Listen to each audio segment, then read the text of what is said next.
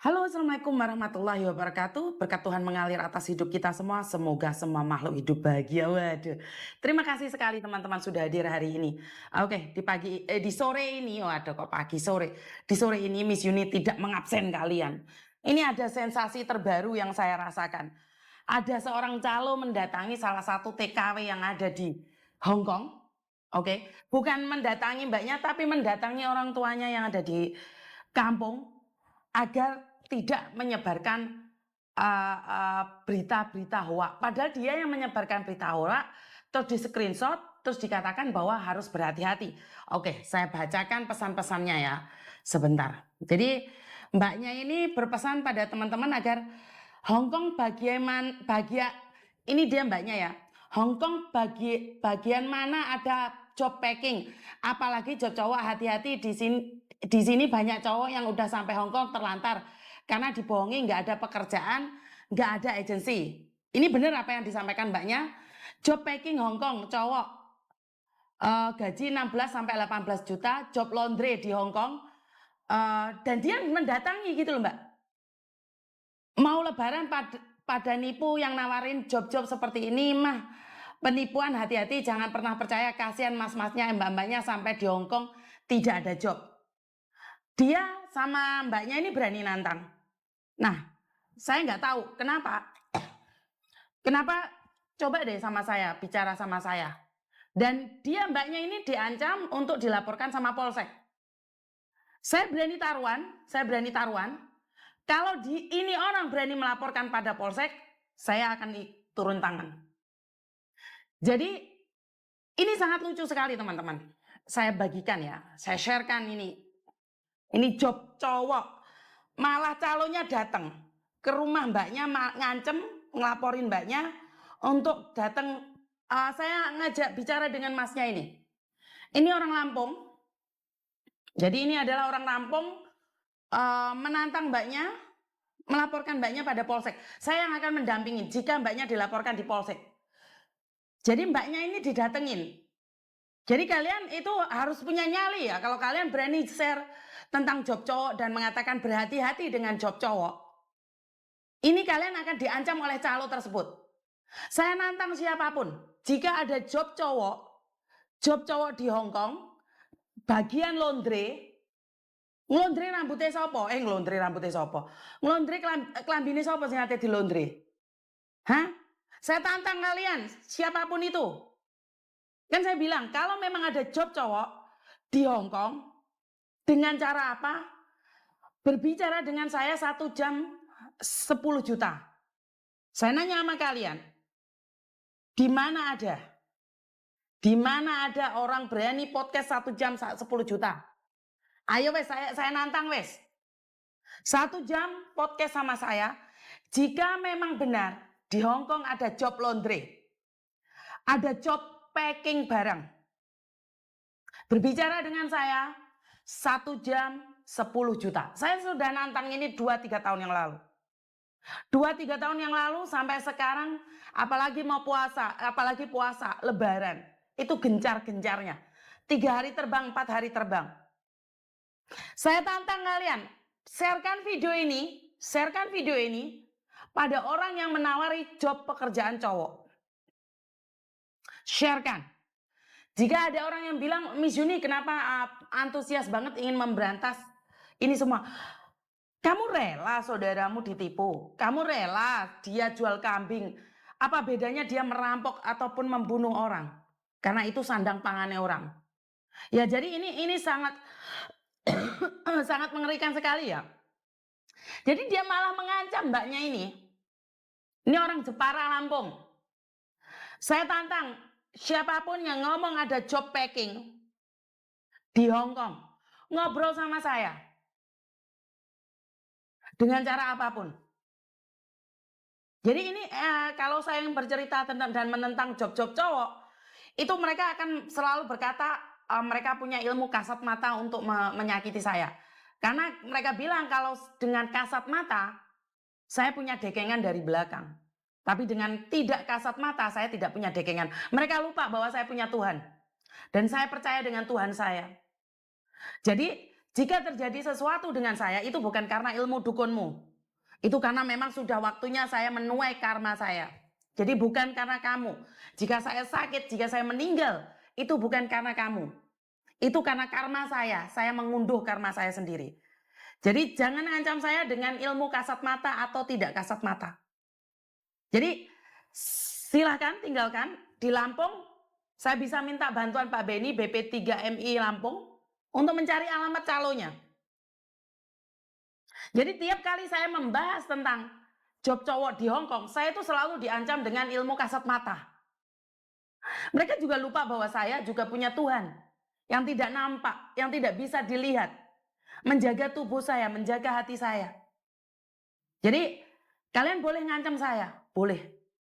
Tapi saya yakin jika saya benar, Tuhan tidak izinkan itu terjadi sesuatu dalam hidup saya. Jika itu terjadi dalam hidup saya, itu semua karena izin Tuhan. Dan itu memang sudah waktunya saya menuai karma saya. Jika terjadi yang jelek pada saya, itu karma jelek yang harus saya tuai. Ya, jadi sekali lagi saat saya bahas job cowok ini, saya akan kejar kalian.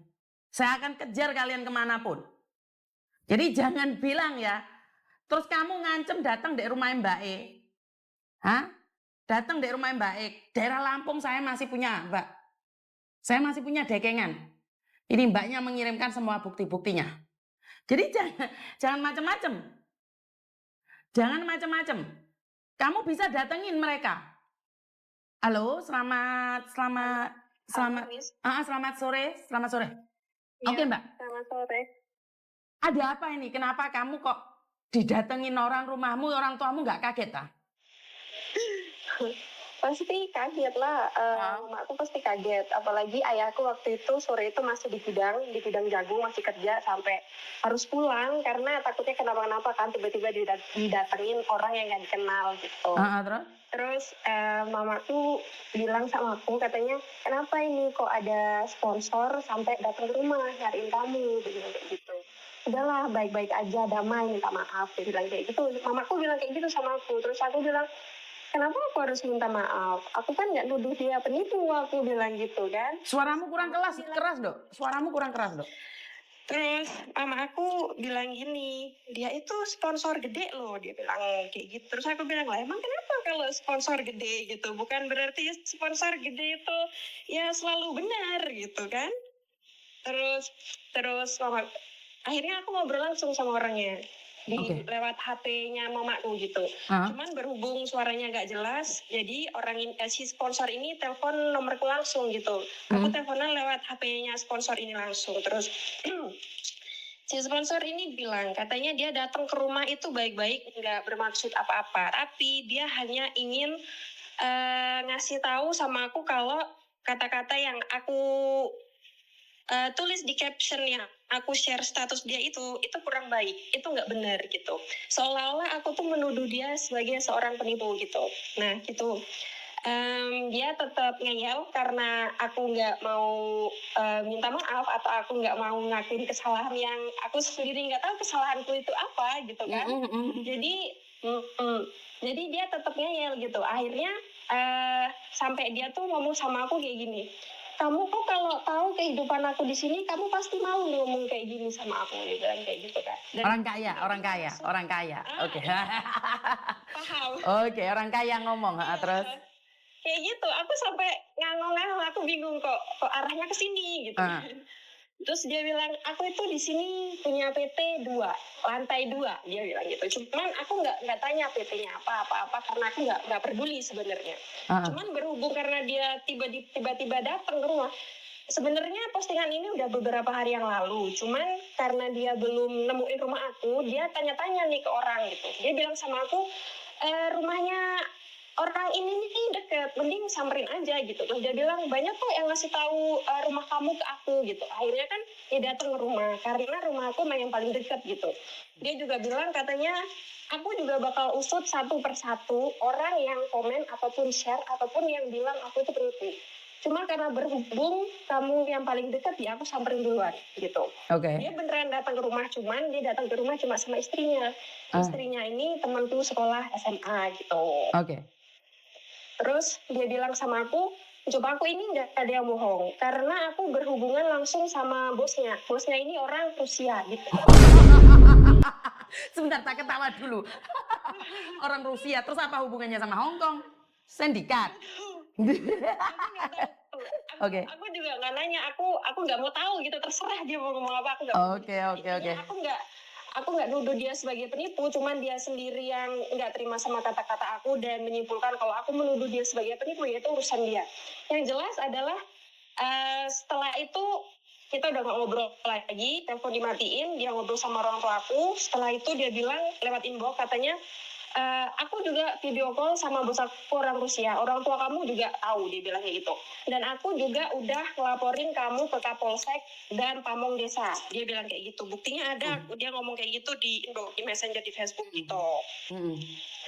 Terus semalam kita masih sempat ngobrol. Aku bilang sama dia, ya udah mending gini aja deh, biar kita sama-sama jelas. Mending kamu kasih aku kartu agensi yang di Hong Kong, biar aku bisa datang, biar aku bisa nemuin. Kalau enggak, aku mending ke konsulat aja, biar jelas gitu. Aku mau nanyain soal job yang kamu posting di Facebook. Cuman dia bilang, aku di sini nggak pakai agensi. Dia bilang kayak gitu. Oke. Kamu bisa teleponan nggak sama dia? Sekarang teleponan 3 orang. Aku akan nanya. Aku sebentar. Aku sebenarnya malas banget ngomong sama orang ini. Emosi soalnya, please. Jangan emosi. Kalau kamu benar emosi berarti kamu yang salah dong. Kita nyantai aja. Bukan, aku emosinya karena dia ngedatengin orang tua aku gitu loh. Loh iya, karena kalau dia mendatangi orang tuamu, maka saya akan bertindak gitu loh. Saya akan bertindak gitu loh, tapi dengan bukti. Iya. Saya akan bertanya sama dia. Sebentar bos aku WhatsApp sebentar. Wah, sampai orang tua didatengin ya. Sekarang calonnya lebih sangar dari BP3MI, BP2MI ya. Sangar sekali ini. Ini sangat hebat sekali ini. Sebentar, saya akan telepon Pak Sesta.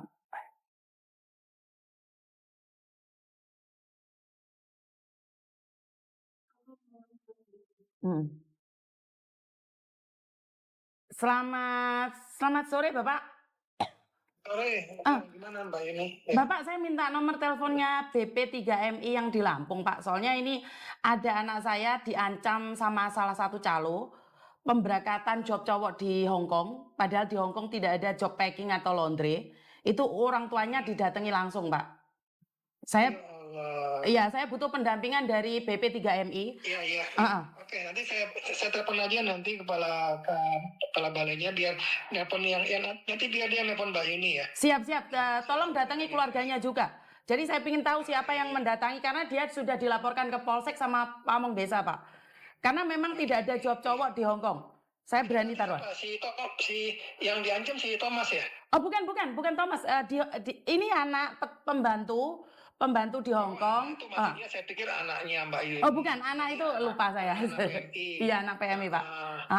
Anak PMI. Iya betul. Oke. Ya, saya minta ya Pak ya. Posisi anaknya di mana? Posisi anaknya ada di Hong Kong.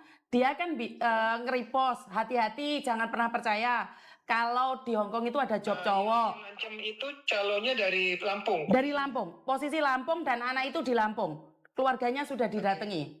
Oke, Mbak ini standby sekarang saya turun telepon. Siap. Namanya Pak Gimbar ya. Pak Gimbar. Tapi Bapak infokan dulu tentang ini. Oke. Saya telepon dia dulu. Oke, siap. Mbak Yuni ya. Oke, siap Bapak. Siap Bapak. Oke, Nduk, langsung laporan ke pusat, Nduk. Jadi keluargamu akan didatengin sama ini. Suruh dia nganterin kemana rumah calo yang mendatangi kamu itu.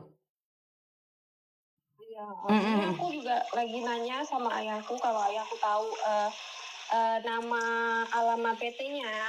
Bukan kan katanya istrinya ke temenmu. Istrinya katanya temenmu. Temanku sekolah.